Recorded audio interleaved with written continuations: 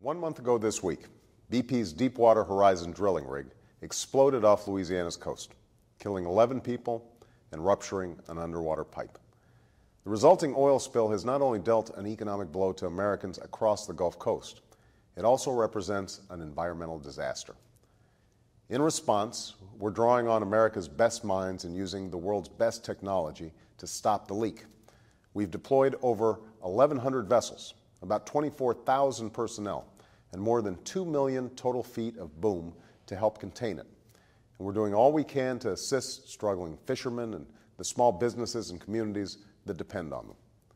Folks on the Gulf Coast and across America are rightly demanding swift action to clean up BP's mess and end this ordeal. But they're also demanding to know how this happened in the first place and how we can make sure it never happens again. That's what I'd like to spend a few minutes talking with you about. First and foremost, what led to this disaster was a breakdown of responsibility on the part of BP and perhaps others, including Transocean and Halliburton. And we'll continue to hold the relevant companies accountable, not only for being forthcoming and transparent about the facts surrounding the leak, but for shutting it down, repairing the damage it does, and repaying Americans who've suffered a financial loss. But even as we continue to hold BP accountable, we also need to hold Washington accountable. Now, this catastrophe is unprecedented in its nature, and it presents a host of new challenges we're working to address. But the question is what lessons we can learn from this disaster to make sure it never happens again. If the laws on our books are inadequate to prevent such an oil spill, or if we didn't enforce those laws, I want to know it. I want to know what worked and what didn't work in our response to the disaster, and where oversight of the oil and gas industry broke down. We know, for example, that a cozy relationship between oil and gas companies and the agencies that regulate them has long been a source of concern. Secretary of Interior Ken Salazar has taken steps to address this problem, steps that build on reforms he's been implementing since he took office. But we need to do a lot more to protect the health and safety of our people, to safeguard the quality of our air and water, and to preserve the natural beauty and bounty of America. In recent weeks, we've taken a number of immediate measures to prevent another spill. We've ordered inspections of all deepwater operations in the Gulf of Mexico. We've announced that no permits for drilling new wells will go forward until the 30-day safety and environmental review I requested is complete. And I've called on Congress to pass a bill that would provide critical funds and tools to respond to this spill and better prepare us to confront any future spills. But we also need to take a comprehensive look at how the oil and gas industry operates and how we regulate them.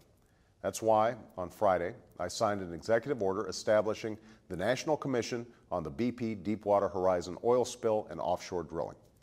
While there are a number of ongoing investigations, including an independent review by the National Academy of Engineering, the purpose of this commission is to consider both the root causes of the disaster and offer options on what safety and environmental precautions we need to take to prevent a similar disaster from happening again. This commission, I'd note, is similar to one proposed by Congresswoman Capps and Senator Whitehouse. And I've asked Democrat Bob Graham and Republican Bill Riley to co-chair this commission. Bob served 2 terms as Florida's governor and represented Florida as a United States senator for almost 2 decades. During that time, he earned a reputation as a champion of the environment, leading the most extensive environmental protection effort in the state's history. Bill Riley is chairman emeritus of the board of the World Wildlife Fund, and he also is deeply knowledgeable about the oil and gas industry. During the presidency of George H.W. Bush, Bill was administrator of the Environmental Protection Agency, and his tenure encompassed the Exxon Valdez disaster. I can't think of 2 people who will bring greater experience or better judgment to the task at hand. In the days to come, I'll appoint 5 other distinguished Americans, including scientists, engineers, and environmental advocates, to join them on the commission. And I'm directing them to report back in 6 months with recommendations on how we can prevent and mitigate the impact of any future spills that result from offshore drilling. One of the reasons I ran for president was to put America on the path to energy independence, and I've not wavered from that commitment. To achieve that goal, we must pursue clean energy and energy efficiency, and we've taken significant steps to do so. And we must also pursue domestic sources of oil and gas. Because it represents 30% of our oil production, the Gulf of Mexico can play an important part in securing our energy future.